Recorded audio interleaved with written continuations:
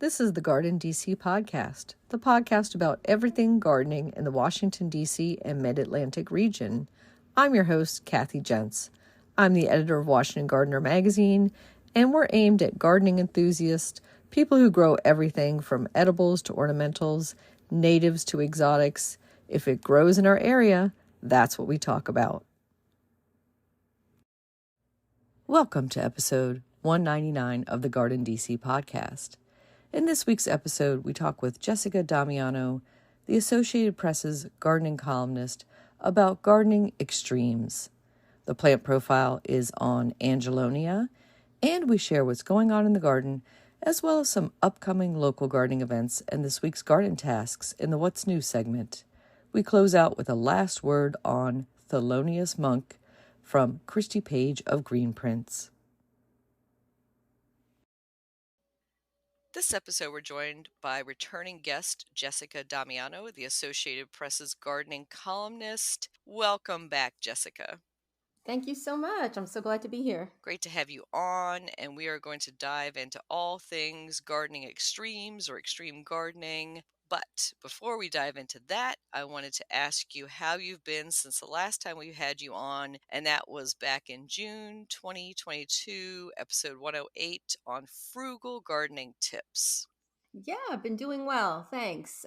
I had a couple of incidents in the garden. I had some invasive lily turf that I had planted years ago before I realized or knew that there was a difference between the running type and the mounding type. And so I planted the wrong one. And all these years later, it just took over everything. So last year I had it all removed. It took a guy 4 hours with a pickaxe to get it all out.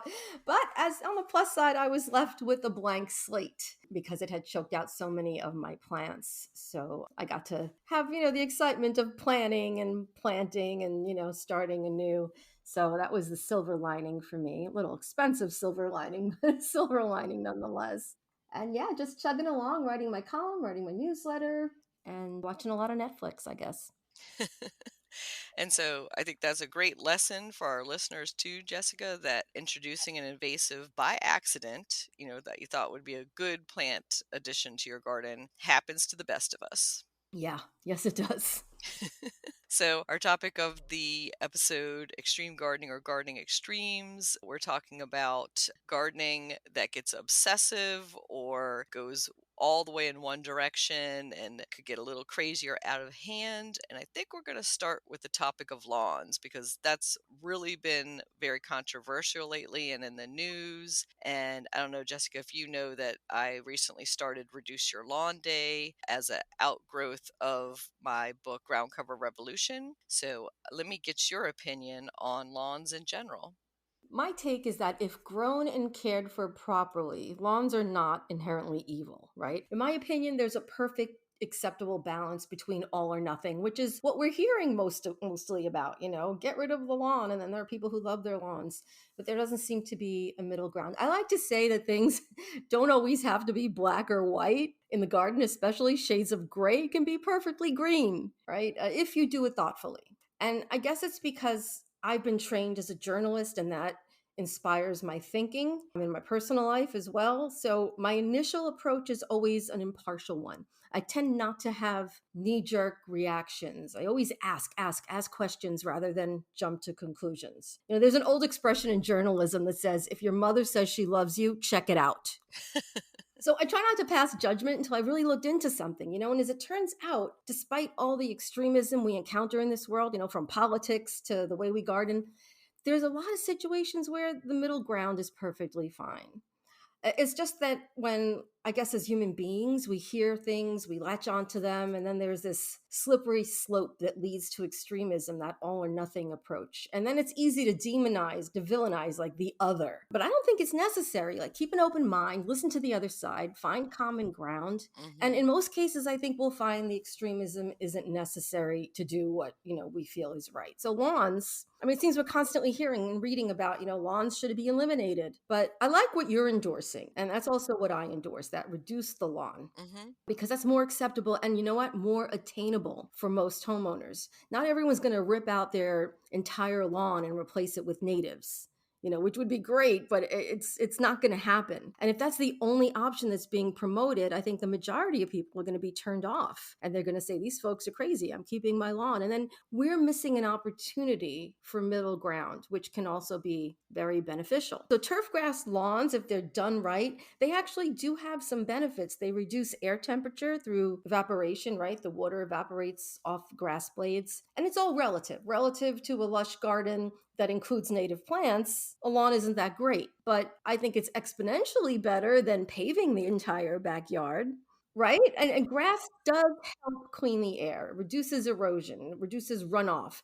It collects carbon dioxide just like other plants do. And it could even serve as a sound buffer like carpeting does in the house, right? So it's not inherently evil, even though it doesn't provide all the benefits of other plants, trees, shrubs, particularly native ones. But when you factor in the way most people care for them, it does become harmful to the environment, the ecosystem, with all those, the exhaust spewing mowers and leaf blowers contributing to greenhouse gases, air pollution, noise pollution, which we know is not only a nuisance to us, but it's been shown to disrupt wildlife and confuse birds. And then if you start pouring on the chemical pesticides and the herbicides because you want that perfect green emerald carpet, this is where you run into trouble. I have a small lawn, and that I think is key. It's small. And I also don't generally use pesticides or herbicides. I don't care about common turf grass weeds because once they're mowed, everything is green, and that's all I'm after. I just want green. I don't have to have anything, perfect out there. I think that's what a lot of homeowners would agree with you definitely on that, Jessica, that as long as it's green and thick and filled in, that there's not big brown spots or patches, that they're generally happy. It doesn't have to be all fine fescue mix or anything like that. Nobody's going out with a magnifying glass looking at your lawn. I don't know. I think some people might be. I was going to say, but then that does bring us to the topic of the episode, which is those extremists. And I do know those extreme lawn obsessives who do get very upset. I was going to say extremely upset about a neighbor having a dandelion that goes to seed, and then those seeds are going to blow over on their yard, and then they have to deal with dandelions popping up or native violets or anything like that. So, do we have any message for those extreme lawn obsessives? Relax. Relax a little bit. Yeah, I think perfectionism is unattainable in general, and perfectionism for lawn, it's just not going to happen. You can get it to a certain point that it looks like a beautiful golf course, but is it worth all that time and sacrifice? And as you said, environmentally unfriendly inputs. Most of us are okay, right?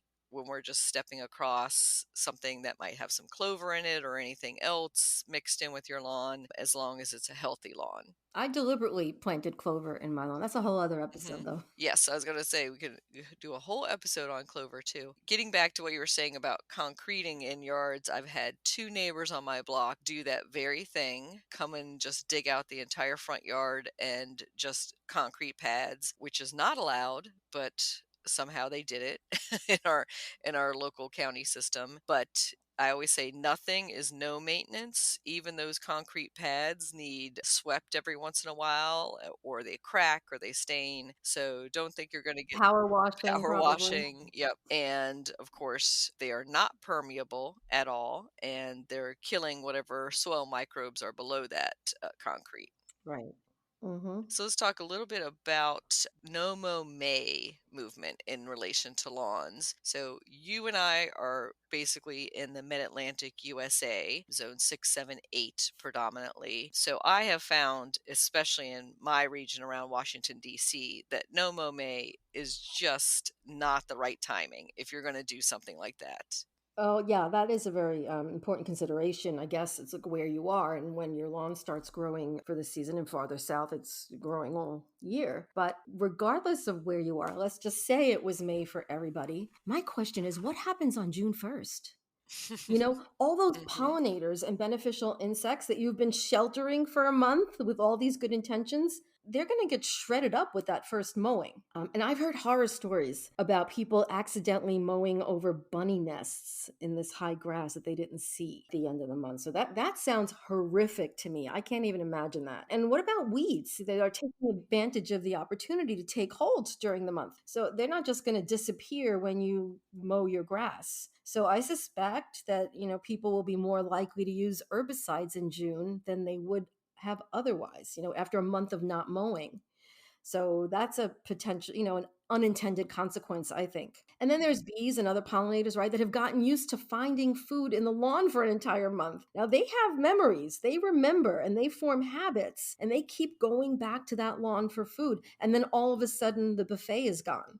So that can't be good. And they get confused. And when they're confused, predators can more easily take advantage of them. Hmm. Maybe we're not helping them, as much as we think we are with that whole movement. Hmm. I mean, the movement has good intentions, but I don't think it's well thought out. I believe it's become more of like a marketing buzz, not really marketing because they're not selling anything, but it's just become like a trend that people are just jumping on the bandwagon without thinking it through. Yeah. What I'd like to see is more people just set aside a small corner of the yard Yeah. and grow a mini meadow there year round. Just maybe plant some wildflowers or just let it go wild with weeds and whatever year round and just leave it. And now you're creating a permanent habitat and permanent food, even if it's a small little corner. It's something. I think that's preferable. I think that's a much smarter approach, Jessica. And that's what we kind of talk about with Reduce Your Lawn Day is if you want to set aside a section to be a mini meadow or a pollinator paradise, or sometimes it's called a bee lawn and other Hmm. catchphrases for it. But you're right. I think No Mow May is just like some internet meme that took off, and I think it started in Britain and maybe more applicable for their Hmm. season and their growing, but also that they don't have the weed seed pressures that we do. And I just know if I had a lawn still and if I didn't mow for the entire month of May, I would have to get a bush hog. Like I would have to hire a crew with heavy equipment just to get back through that. Yes. Yeah, I think there's a lot of remorse that sets in when people attempt this for the first time, come June. And I think some municipalities and places I have rebranded it as No Mow April, but I don't see that being much of a difference. So let's talk about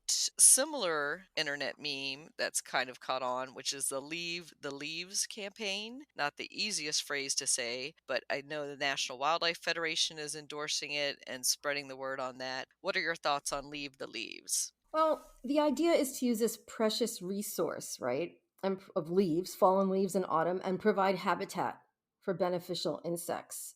So, I mean, if you think about it, how ridiculous is it that we remove our leaves, sometimes paying someone to remove our leaves, and then we go out and we buy mulch?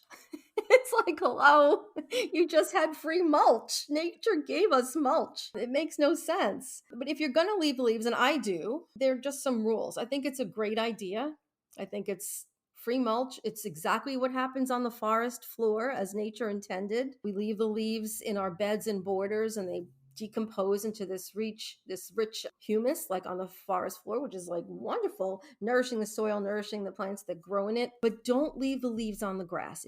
Back to the lawn. If you have a lawn, it will likely smother them. It will retain moisture between the leaves and the grass over winter if you're in an area, well, and you are, if leaves fall, you're in a cooler area. And that will smother the lawn and encourage mildew, fungus, and other types, mold diseases. And it blocks moisture and it can block sunlight from reaching the soil. So then there's like, well, what do we do about that? Well, we could shred them first if you have a mulching mower. And if you don't have a mulching mower, you can just leave them on the lawn and go over them. But then you're shredding up all the insects that you're attempting to protect in the leaves, right? But it is better than putting them in a landfill, bagging them up and putting them in a landfill. So if that's your only option, I would go with that. Shred them up and use them. It's better to use them than to put them in a landfill. It's a middle ground, right? You're not getting the pollinator and beneficial insect benefits. Of course, don't use black walnut leaves. Obviously, they contain a chemical called jugalone that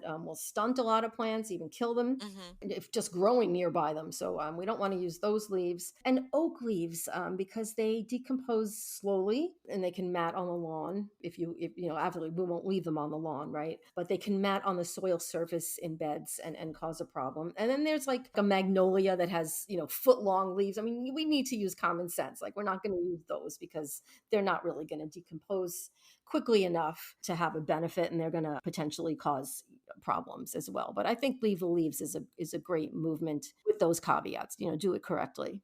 Yeah, I think it's the oversimplification that confuses people. And as you said, you have to take some things into consideration. Like, same if you have a moss lawn or other low growing ground covers. I talk about that in my book, Groundcover Revolution, that some ground covers are great for taking in leaves and holding them while they decay. Other ground covers, you're going to smother them. So if you have like a sedum lawn or a moss lawn, or as you say, a turf grass lawn, the leaves would smother the lawn. And I think it's a great middle ground to do a rough chop. So you don't have to mow them to a fine degree. You could just do a really rough chop. And, I know people are worried, oh, you're cutting the caterpillars in half. Most of them haven't dropped by then, or hatched or come out, or gone into the leaf litter to overwinter. So I don't think you need to worry as much about that. So they're coming into the leaf litter as it gets much cooler at the end of the season, right? And then they're going to overwinter into that leaf litter. And if it's chopped up in rough pieces, they'll do that just as well, and they'll probably actually be a little warmer and snuggly in there after that. So I think that's a great option to do. So let's talk about our next gardening extreme, and that is those who are all organic versus those who still love their chemical uses. And of course, Jessica, you can always find the gardener who's organic always living next to the pro chemical person. It's never like three organic gardeners in a row. So then it's usually a battle between you and your neighbor. So say you're trying to be all organic, and then your neighbor brings out the mosquito spray guys. Well, I'm team organic, but not 100%. I try to garden organically, especially around my food crops. I'll never apply any chemicals around something I'm going to eat. And actually, if insects are eating holes in my plants, I let them. They need to eat too. I manually pick off things. I think that, cultural controls are the best way to start. I manually pick off things like lily beetles, if they come around, or shake them off into a container. And if something is absolutely destroying a plant, and it has to be a plant that's very valuable to me, then maybe I'll use some neem oil. But that's as far as I go. My plants have holes in their leaves, and I post photos of them. It's like, it's fine, things don't have to be perfect. I usually stick to slow release organic fertilizers unless I'm trying to correct nutrient deficiency that's bad, causing the leaves to turn yellow or whatever. Then I'll go with something that's a quicker release, and those are usually synthetic. And compost, I use compost. Sometimes you don't even need to fertilize if you use compost. It's so rich. I agree. And yeah, I'm similar. I'm all organic, but if you have something that you treasure, that you really want to protect, and it's being consumed or taken over by a disease issue, then I would say you might try, like you say, first a IPM approach of washing it off or picking it off, whatever the problem is, or removing the diseased leaves. Say it's a tomato with late blight. You're not going to drench that in a chemical. It won't work anyway. Yeah, exactly. Just pick off as much of the diseased leaves as you can. Don't put them in your compost pile because you don't want to reintroduce those disease issues back in. Discard those, and then it's as good as it gets. We already established that nothing is going to be perfect. Actually, in the case of late blight, I would really recommend pulling up the entire plant Mm, by its roots, bagging it up in plastic, putting it out in the sun to die for a few days, and then when it's done, put it in the trash, because one plant can release millions of spores a day, and they can travel miles, tens of dozens of miles. So like that one infected late blight tomato plant in your garden can wipe out a farm. I'm not exaggerating, like 20 miles away. It's the potential is there. hmm That's one of the diseases where you've got to really just get the plant out of there. But I agree 100% that other diseases, anthracnose, whatever, I mean, just take off the leaves and deal with it. Yeah, I think the same thing you said about late blight also applies to rose rosette disease. So you're going to remove the entire rose plant and get that out of your garden as soon as possible. Bag it, get it out of there because it's wind-borne. Yeah. And once one rose has it, it's not going to recover. Might be that heirloom wonderful rose you've had for 20, 30 years, but you're going to have to grieve over it and just say goodbye rather than sacrifice everybody else's roses in the neighborhood by introducing rose rosette. Yeah, I agree. And you know what? I tend not to use chemical pesticides or herbicides for anything, usually. But if they're absolutely necessary, and there are times when there may be, like there are ways to use chemicals safely. So here we go back to that middle ground, right? Or at least there are ways to minimize any harmful repercussions, in the best way that we can. Like if you have poison ivy and you for some reason can't pull it out and it's taking over stuff, I mean that could be dangerous. So don't just go out there and pour pesticides on the, pour an herbicide on the soil, poisoning everything. It'll kill your other plants anyway, but also will remain in the soil for a while, and that's not good. But selectively and carefully target only the plant's leaves, and do so on a day that's not windy so that you're not, to avoid overspray so you're not getting it elsewhere. Like bamboo is an example. If you have the running bamboo versus the clumping bamboo, that can be a disaster. And even if your neighbor has it, that can be a disaster. So what do you do if you can't dig it out, right? Those roots go really deep and far. I would cut down each cane, and there's hollow, pour a tiny bit of herbicide into each opening. It'll work its way down into the roots and kill the plant, and the environmental impact will be minimal. Sometimes there are things we have to do, but there are ways to do it, and then there are good ways to do it, and then there are horrendous ways to do it. So I think these are the good ways to do it. Stop, think about it, and target only exactly what you need in the best way possible. But you know what? Like you said, things like hand pulling should always be the first course of action, if it's possible. And we should also learn to tolerate some weeds, some pests. It's just determining the threshold. And that goes back to the IPM that you mentioned, that integrated pest management, starting with the least harmful method possible and working your way up only if it's necessary. And my threshold is pretty high because my standards are pretty low. But I don't mind posting photos of my chewed up plants. I really don't. People commented on it. And you know what? It makes them feel better. Like, well, if she's got chewed up plants, then I'm doing okay. And it's true. It's totally fine. I'm in that same club, Jessica. I've even had people comment on Washington Gardener magazine or my Instagram saying, I love that you share real garden pictures and not zhuzhed up. There's going to be holes in the plants. There's going to be a little bit of disease issues you might see every once in a while. And you might see an invasive vine creeping in the background that I haven't taken quite care of yet because life happens, right? Hmm. So I have those too. And you know what, Kathy, you and I, we're here to help people, right? To learn to be better gardeners. And we're here to help them. We're not helping them if we're putting up a facade. and that does bring us to another topic of extreme gardening, which is again that perfectionism, that not one leaf out of place, not one weed. So, those people that are obsessed with grabbing every weed as it comes out. Well, I wish them luck because that's a lot of work.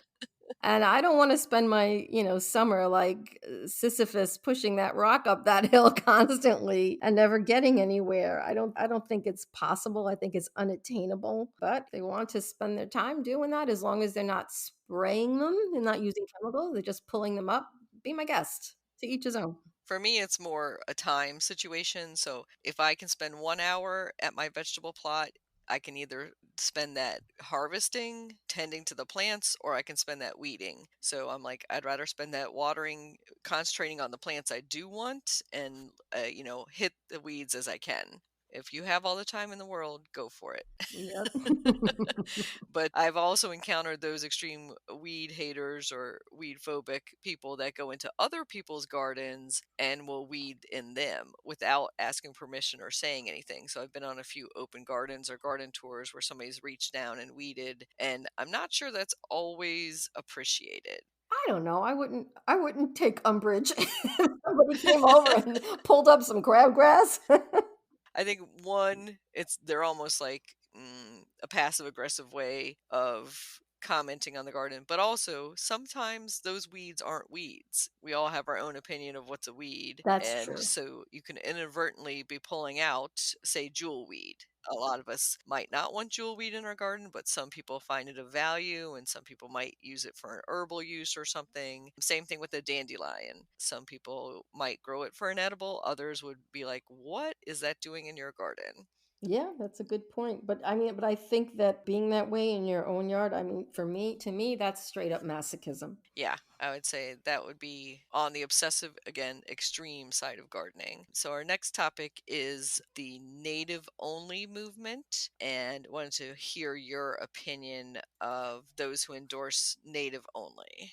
I think it's a wonderful idea. It would be great if we all could do that, but realistically, it's never going to happen. Seriously, I mean, honestly, one plant in one pot feeding one pollinator is doing something. So I think everyone should start small because nobody is realistically going to, well, some people might. Most people will not rip out their entire gardens and replace it with everything with natives all at once. It's expensive, it's a lot of work, it's not realistic. And if we tell people they need to do that, again, it's that extreme that's going to turn them off and they're going to do nothing. So start with one plant in one pot. Take out your invasives because they are causing harm, but having some exotics is okay. Hmm. I'm at 60/40. I have 60% natives, I would estimate, 40% exotics, and I'm fine with that. And as my plants die or need to be replaced for whatever reason, then I'll shop mostly for natives. I mean, I can't say I'll never say never. I'll never bring in another exotic. I mean, because if they're not invasive, they're not harmful. They may not be providing a benefit, but they're providing a benefit to me because they're pretty. But as long as I have the natives that are providing the ecological benefit and that are helping the pollinators and the birds, and we need them, we wouldn't be here. People fail to realize that without insects, we wouldn't have pollinated plants, we wouldn't have Hmm. food, and then Yeah. our animals wouldn't have food, and we just could not survive that. So we do all need to think about supporting that, but start small and then grow from there. I don't think it's practical for everyone to rip everything out at once and do it, and it's wrong to look down on people who don't. And it would just turn people off to the idea. So I think little by little, and we'll get there, hopefully. Yeah, Doug Tallamy himself, who we've had on the show, has advocated a 70-30 mix as a goal, an end goal, and he has a lawn, a turf grass lawn, and he's not telling people to rip out their entire lawns. So I think that message of moderation is a great one to have because when you're advocating natives only, it's also making it really tough on the supply chain, tough on the gardeners. And frankly, Jessica, I think it's a huge turnoff to beginning gardeners. They're kind of slapped in the face with this moral imperative and told that they have to be native only. And they're like, but I just want to grow my grandmother's hollyhocks and tomatoes, you know? So they get really disenchanted with gardening quickly, and that's I think a horrible tragedy Right, for right. that to happen because there's no right or wrong plants just exist. They don't have a good or bad moral compass. They just are trying to grow and trying to survive. So and we've slapped these labels onto them, and that's something that the judgment that's coming from other people is, I think, a disservice to a huge part of the gardening community. Yeah, and I think it comes from snobbery a little bit, right? It's like, look what I'm doing. Everybody should be doing it. And I do think everybody should be doing it to some extent. I think they're, as long as people are making some attempt and they're looking to learn. So even if they haven't planted, say, a lot of natives yet, but they're exploring it, they're looking at it, they're seeing where they could do it. I think they're on that journey. And that should be the carrot and stick approach. They should be rewarded. Mhm. And like our Reduce Your Lawn campaign is part of that too, that we're rewarding the incremental steps and not saying, oh, you have a lawn, get out of here. You're not a good person or something like that. So definitely Yeah. rewarding people, maybe even I see social media posts where people are getting castigated when there's a non-native in the picture and people just are reaming them out on social media. Instead of doing that, when you see a native plant shared, say thank you, say what's great about the native plant and encourage more of it rather than the negative side of things. And I was going to say it's a little bit of a touchy subject when we talk about natives and non natives, and sometimes it can get into a kind of xenophobic, racist area. Because unfortunately, when I look around sometimes at native plant talks and meetings, it's a very white, older crowd. I'm going to say. And I think it's an economic level too, Jessica, because you have to have a certain amount of education, background, resources to even think about doing the native only thing. Most people aren't coming from it at a working class level, or it doesn't seem inviting, I will say, to other minorities. Yeah, well, there is elitism with all these extremes. I mean, I do see that. Yeah, I think if they would open it up a little more, and maybe it's some of the phrasing and wording around it and the native non-native title. I don't know if you can get past that, but I think that's part of the turnoff. Interesting. I that did not occur to me. I agree with what you're saying, but the native, non-native moniker, I mean, they are native plants that evolved here, right? So what do we call them? I mean, it's I don't know, it's tricky. I guess it could be tricky. Yeah, I think this could be this is we can think about some terminology, but also just being more inclusive in general. Hmm. And I think that does bring us to some of the extreme plant collectors and some of the plant clubs and societies that I attend and are part of, because they can seem very cliquish too and insular, Hmm. and uninviting to outsiders. And then I attend some of those meetings and they're like, why does nobody new join us? And why is this garden club aging out? So do you have any advice for those type of groups? I'm not sure I have advice for them aside from like reaching out to other communities to try to bring in membership, more diverse membership. But it's a hobby, and if that's what you like, that's what you like. As long as you're not like perpetuating a monoculture Hmm. of just azaleas or just dahlias, it's a hobby, and that's fine. And to bring other people in, I would say they just need outreach. Social media, everyone has access to free marketing, so I think they can utilize that. I think that would probably be the best way to go. It's all about, I think everything that we're talking about today is about educating as opposed to villainizing and opposed to making things exclusive, and it has to be a certain way. Just spreading knowledge, sharing knowledge. I think that's a great advice and great tips. And I would say you're spot on with the social media. So if you're a member of a local plant society and you're finding that you're not getting the attendance or new membership, that meeting people where they are, Absolutely. and maybe even doing like a free plant clinic or giveaway type of thing of cuttings and sharing could go a long way. Yeah, I found like events where you go partner with another festival. So it's not just having them come to you for your meetings, but actually going out to, say, a garden festival and having a booth for your plant society and just giving away a bunch of, say, mum cuttings. Started little mums if you're the local mum society, with a little Mm-hmm. booklet Mm-hmm. that says how to care for them. And maybe not just in English. How's that? Maybe think about some other way to outreach as well and bringing people in that way. So let's talk about some of those extreme plant collectors under a more positive thing, in that they are making a garden that's all about one plant. So it could be a tropical theme garden, it could be a rose garden, and their landscape pretty much has nothing else but that. Have you encountered some of those types?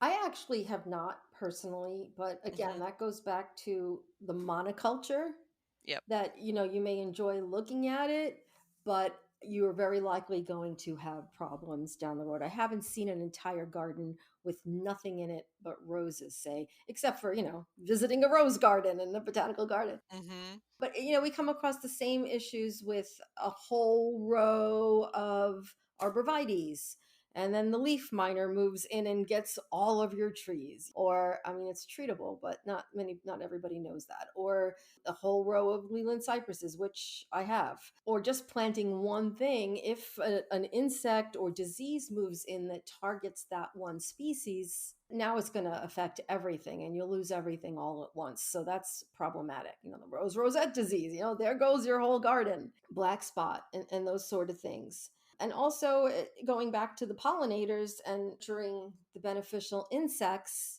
well, each plant might provide some kind of a resource for a certain type of insect, but one plant is not going to be what every insect needs. So, from that standpoint, it's good to have a variety as well. So, if you like roses, have a rose garden in one area. I'm not going to pass judgment on people who just want to plant one plant. I see there's definite downsides, but Yeah. people are going to do what they want.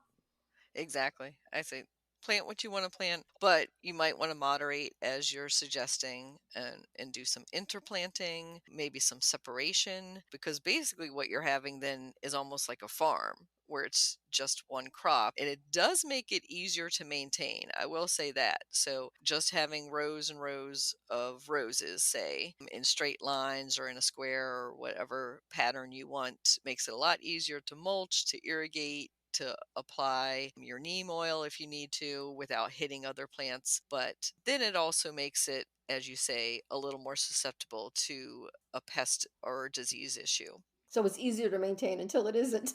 Yeah, exactly.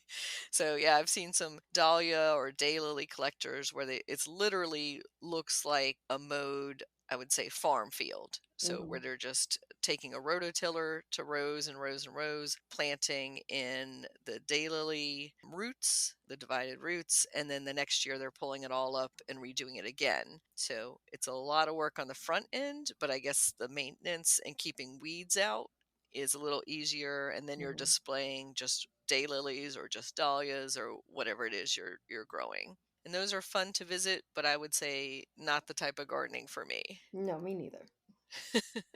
And I've been to one, I was going to say tropical garden obsessive person who takes palm trees out of his basement every year. And he has those in buried pots in the ground. And of course, they're bigger and bigger every year, along with bananas and other tropicals. And that's his entire front yard. And I always say, more power to you. It's great for photos, but would I want to live with it? No. I know someone who does that and rents space in a greenhouse Wow. to store all these tropical plants over the winter. That to me would be a step into the extreme because it's not just the renting of the greenhouse, it's the bundling the plants up and then Yes, storing them transporting them. and the transport. Yeah. Then plants are usually planted in the ground for a reason. And same thing with some people I know who collect desert plants and in particular large agave, which get larger and larger and more dangerous every year Uh-huh. to be storing and digging and taking out or covering them. So that's when you're getting to the real extreme gardening. Yeah.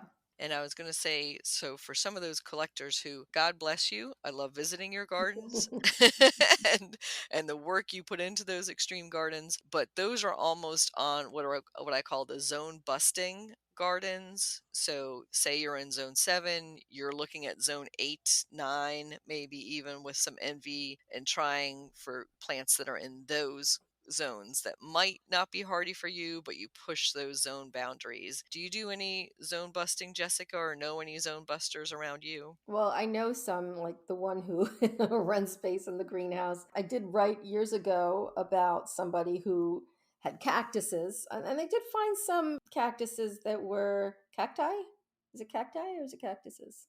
Cacti. Yep. Cacti. They found some cacti that were hardy here in New York. Of course, succulents. There's several succulents to choose from as well. And there's a great hardy banana that you're probably familiar with called Musa Baju. Do you know that one?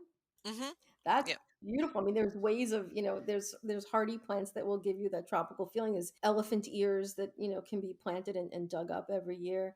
But yeah, there are some extreme, and you know what, that goes when you really filling your whole garden with that. That's more than a hobby. That's a passion, that's Mhm. really, and it is beautiful. And so fine. There's nothing wrong with that.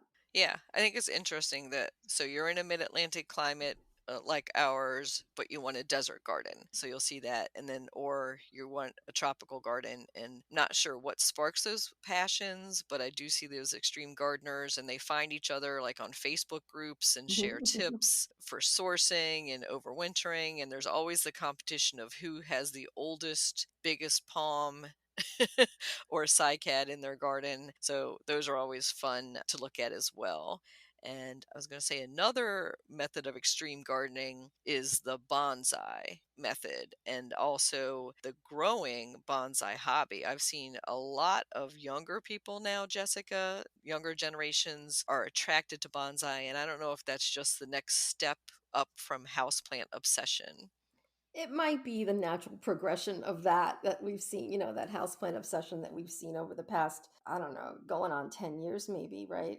Yeah, it might be. I don't know anyone who has really gotten into that hobby recently. But yeah, I mean it's a fun zen way to pass the time, right? It looks like it's relaxing if you have the patience for it. And I think it's a way to interact more with your plants. So, coming out of the houseplant obsession where you're a plant parent, Mhm. say, a self proclaimed plant parent, and you want to actually pet or interact or speak to your plants, this is a way to get really close Mhm. with the Mhm. plants. Is that I almost call it over grooming? We'll just call bonsai extreme grooming. How's that? Extreme grooming. I like Extreme that. pruning or extreme grooming, which you can do with other houseplants too. And lately I've been getting questions too, and I don't know if you have, Jessica. It's just started to be questions about those very clipped topiary rosemaries. It's kind of like a stick with a ball at the top. Uh-huh. And those were in, I think, back in the 50s and 60s. And all of a sudden, I'm starting to see those coming back in, those very clipped little herbal topiaries that are mainly used as houseplants. Huh, I have not seen that, but I remember like in the 90s Hmm. that was pretty big, for landscape plants. A lot of people had like what I call these Dr. Seuss plants outside that were pruned to be balls or a succession of balls, Hmm. evergreens mostly. I call those the poodle plants. Yes, yes. That's a better name. I like that. Yeah, that's definitely on the extreme pruning because, Mhm. one little twig out of place in those type of topiaries and it can get a little crazy. Right. And you definitely need to stay on top of those, or you Mhm. have like a very shaggy dog versus a very nicely clipped dog. Mine would probably be Shaggy. Yeah, mine would be overgrown sheepdogs at a certain point. So let's talk about our final type of extreme gardening, and you kind of touched on it earlier, which is the garden snobbery. So, in one example I was thinking of is those who advocate perennials only, that annuals are to be poo pooed, that annuals are for amateurs, say. Do you encounter any of those types of snobbery? I don't agree with it, but I do understand the mindset. Like, I think planting only annuals falls more under landscaping than gardening because there's a difference there, right? Like, with Hmm. annuals, you're buying new plants every year, and that's expensive too. And planting and watering, and that's it. So I can see where some of that, again, not agreeing with, but understanding where some of that snobbery comes from because people who call themselves, quote, gardeners use perennials mostly, and they require more upkeep. And that's where the gardening comes in, cutting back, digging up, dividing periodically, maybe deadheading, although some annuals need deadheading too. Oh, yeah. But I have to tell you, nothing fills a bed more quickly and keeps the color going all summer long like an annual. Like when I had that invasive lily turf, the Liriope monkey grass removed last year because I had planted the running type accidentally. I was looking at a lot of blank, most of my beds, the two beds that it had taken over, were, I would say, 80% now just bare soil. And they were lush, abundant perennial gardens prior to that. But of course, not only had that invasive plant choked out a lot of my plants, but also in their removal, there were quite a bit of casualties that got ripped up with them and damaged or destroyed. So, for the first time in decades, I went out and I bought a bunch of annuals because I wasn't able to replace everything all at once, and plant a whole bed, multiple beds. So I got some annuals, and for the first time, they really, really took over the garden and they spread quickly and they filled in quickly. They colored beautifully and they were lovely. Hmm.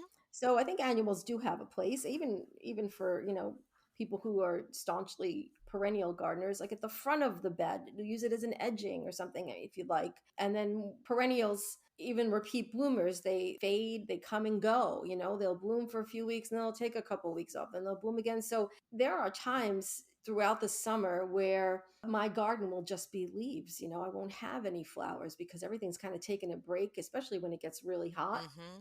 But if you have some annuals in there, they kind of carry the garden during those hard times. Hmm. So I think that everyone should learn to appreciate them a little bit, if even if they're not going to plant them extensively.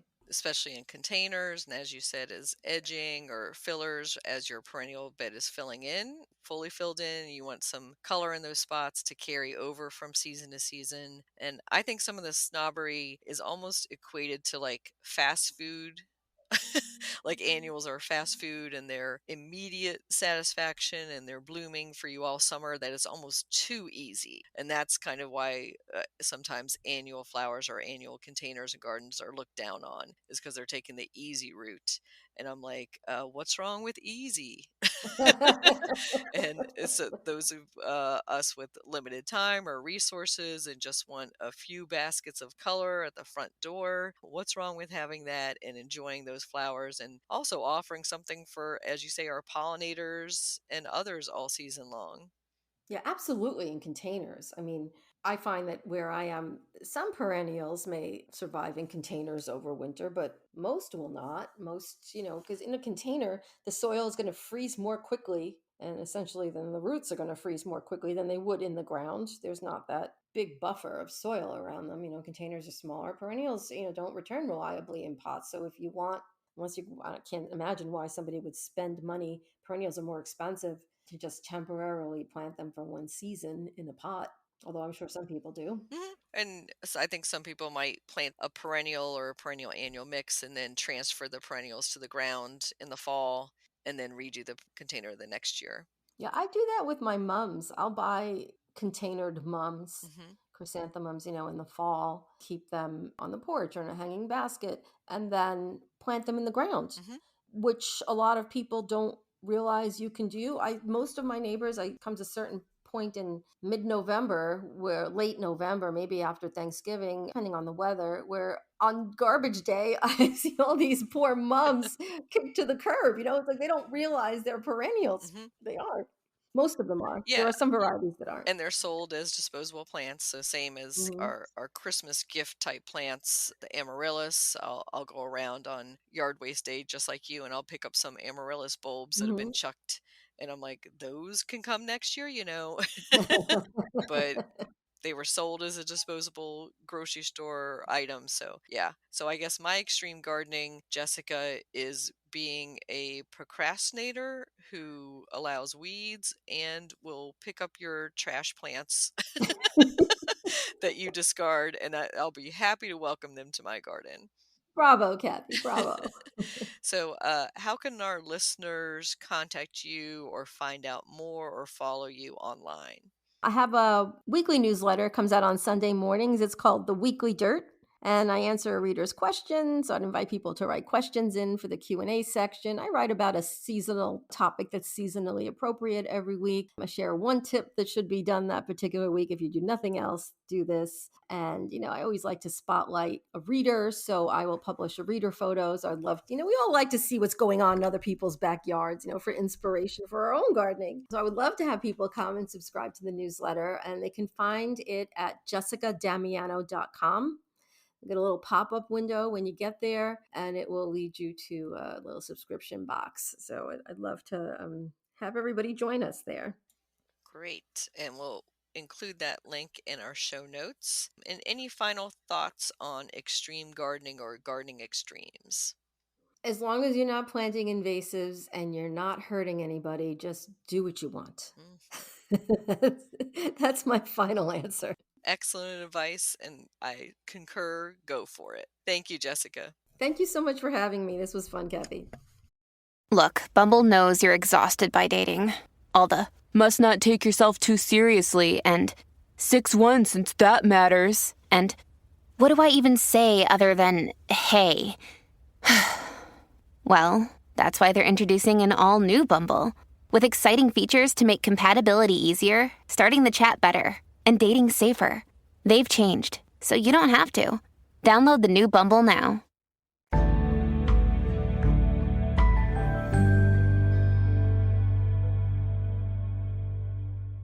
Angelonia plant profile. Angelonia is a genus of about 30 species. Angelonia angustifolia is the most common one being grown for gardens. The plants have long flower stalks that can be either upright stems or trailing kinds.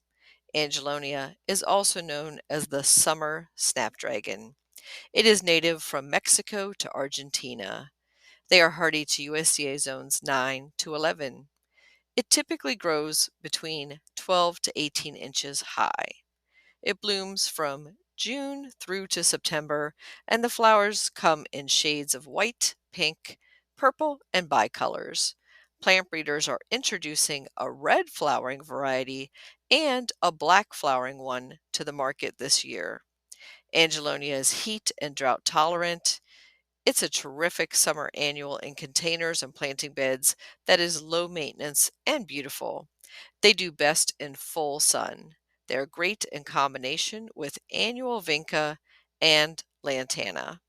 They can be grown from seeds or tip cuttings, but are mainly available at local garden centers as started plants. They do not require deadheading, but if you see them slowing down in midsummer, you can cut them back and encourage flowering using a slow release fertilizer. Pollinators flock to its flowers. Angelonia plants have good deer resistance due to their scented foliage. The National Garden Bureau has designated 2024 as the Year of the Angelonia. Angelonia, you can grow that.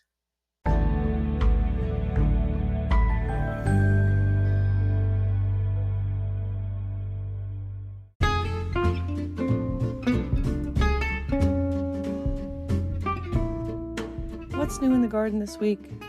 Well, I'm loving the blooms of my daylilies, my Asiatic lilies, my Orient pet lilies. All are looking fabulous in the home garden. Over at my community garden plot, I'm cutting dahlias for the first time this season and still harvesting lots and lots of blackberries. The garden tips we shared this week on our social media all centered around annual flowers, including the tip that by midsummer, you might want to give them a refresh by cutting them back and giving them a fertilizer boost at that point. In local gardening events that you might want to attend, we have the Garlic Fest at the Tacoma Park Farmers Market on Sunday, July 14th, and Washington Gardener will be there and helping out with that. And then on the weekend of July 19th through 21st is the Kenilworth Aquatic Gardens Lotus and Water Lily Festival. So check out events all that weekend. And Washington Gardener plans to be there on the Saturday of that weekend. And then looking still further ahead, the Tomato Fest that we hold annually at the Silver Spring Farmers Market will take place Saturday, August 17th. And that's really a tomato taste to vote on the best tomato at market. And we have tomato growing tips, tomato activities, all around tomato fun. So save the date for that as well. Happy gardening!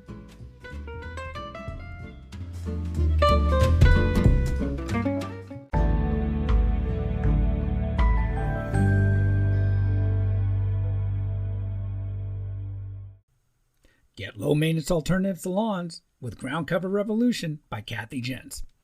Reducing the lawn is among the biggest trends in homeownership, with an endless stream of homeowners looking for an eco-friendly alternative to a traditional turfgrass lawn. In the last few years alone, over 23 million Americans converted part of the lawn to a natural landscape, and now they're looking to do even more. The biggest challenge to adopting this new ideal of the perfect lawn? Knowing how and when to replace your turf and which plants are the best ones for the job. Groundcover Revolution is here with you all the answers you need, and some you didn't even know you needed. Included are 40 in-depth profiles of plants that are perfect choices for replacing a grass lawn. There are options for sun, for shade, for dry and wet sites, and for various climates around the globe. There are choices that bloom, options that are evergreen, and selections that are deer-resistant. Kathy Jentz has also included an incredibly useful chart that gives you all the specifics on each of the 40 choices for quick reference and to make your ground cover selection process even easier. Whether you want to replace the entire lawn or just reduce the amount of land dedicated to turf, Groundcover Revolution will help you usher in a new and improved idea of what a beautiful lawn should be. Groundcover Revolution is available now wherever you buy books, including Amazon.com and Bookshop.org.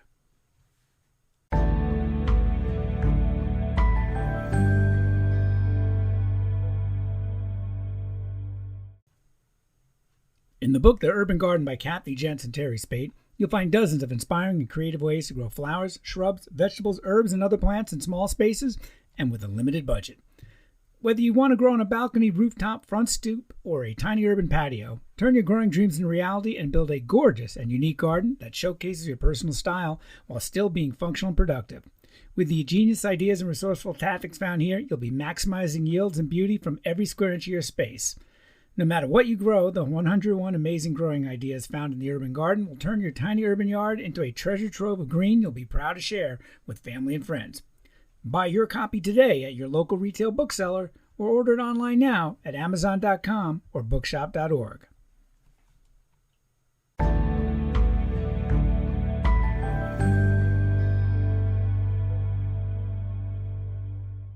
This is Christy Page with GreenPrints with the last word on Thelonious Monk and the Culinary Adventures on Angela's Porch, an article by Don Nicholas. Hey there, fellow rodent enthusiasts. Don Nicholas here, your resident chipmunk connoisseur, bringing you the scoop on the hottest fine dining establishment in Atlanta, Angela Hasberger's Porch, home to the one and only Thelonious Monk. Now, I've always had a soft spot for critters with bushy tails and cute cheeks, but Angela takes it to a whole new level. Forget about the standard squirrel picnic tables. Angela decided to elevate the rodent culinary experience by creating a chipmunk-sized restaurant right on her front porch. The story begins with Angela's Uncle Ed, who in a stroke of genius crafted a pint-sized picnic table initially intended for the backyard squirrels. Little did he know it would become the epicenter of Thelonious Monk's gastronomic journey. Thelonious, a chipmunk with a sophisticated palate and a flair for drama, wasted no time in claiming his spot at the table. Angela, missing the joy of dining out during the pandemic, decided to channel her culinary skills into creating miniature masterpieces for her tiny, furry friend. Now picture this, a chipmunk named after a jazz legend, adorned with a tablecloth made from an old bandana and feasting on dishes served on bottle caps.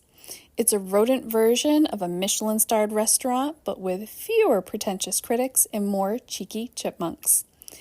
Angela's culinary experiments reached legendary status, with mini pizzas boasting almond crusts and raspberry paste, walnut-stuffed tacos, and sushi counters complete with fairy-sized bar stools. Thelonious, the discerning diner, has his preferences, steering clear of yellow bell peppers, cabbage, coconut, and peanuts, but showing appreciation for simple herb salad. The bond between Angela and Thelonious goes beyond the culinary delights. It's a friendship that has even charmed Angela's cat, Lloyd. So if you find yourself in Atlanta craving a unique dining experience, head over to Angela's Porch. Who knows, you might catch a glimpse of Thelonious Monk, the chipmunk with a taste for the finer things in life. Until next time, keep it cheeky, chipmunk lovers. I hope you've enjoyed this story and enjoying others like it at greenprints.com. This has been The Last Word with Christy Page.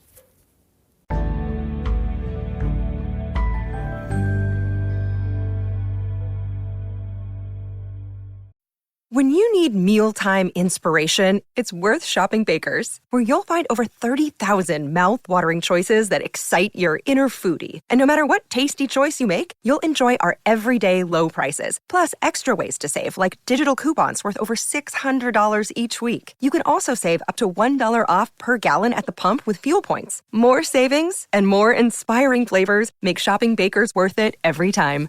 Baker's, fresh for everyone. Fuel restrictions apply.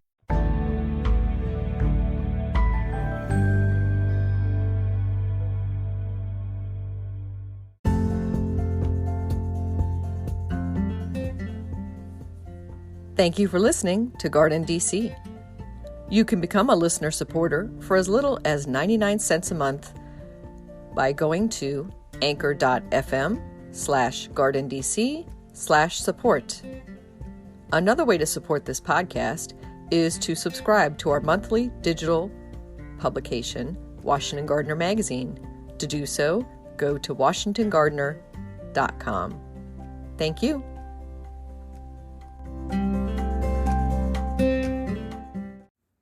Thank you for listening to GardenDC. You can become a listener supporter for as little as 99 cents a month by going to podcasters.spotify.com/pod/show/GardenDC. Another way to support this podcast is to subscribe to our monthly digital publication, Washington Gardener Magazine. To do so, go to washingtongardener.blogspot.com. Thank you.